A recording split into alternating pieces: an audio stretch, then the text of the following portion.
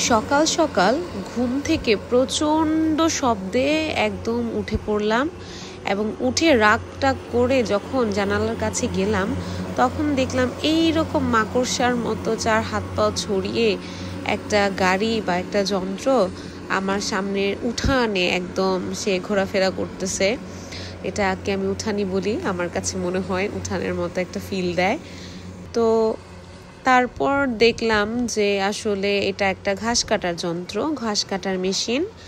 আসলে সত্যি বলতে এখানে আমি যেটা দেখেছি বিদেশে ওরা প্রতি 10 থেকে 15 দিন পরপরই এই গাড়িটা আসে বা এরকম আরও গাড়ি থাকে, অনেক সময় 2 জন আসে, কখনো 1 জন আসে, কিন্তু ওরা নিয়ম করে প্রতি 10 দিনে আমি দেখেছি একবার করে অথবা 15 দিনে একবার করে এসে সুন্দর করে ঘাসগুলোকে কেটে একদম রিসাইজ করে যায় যাতে অতিরিক্ত বড় না হয়ে যায়।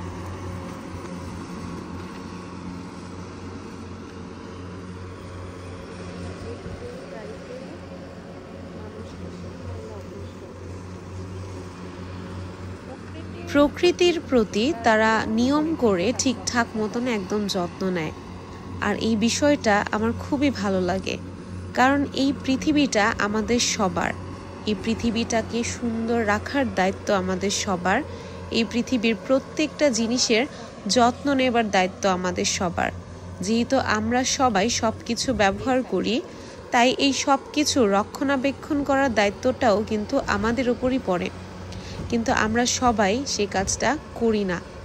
আমরা যদি যার যার জায়গায় থেকে যার যার দেশের যার যার আশেপাশের যত্ন নিই, তাহলে প্রকৃতিটা আরো অনেক সুন্দর হয়ে উঠবে।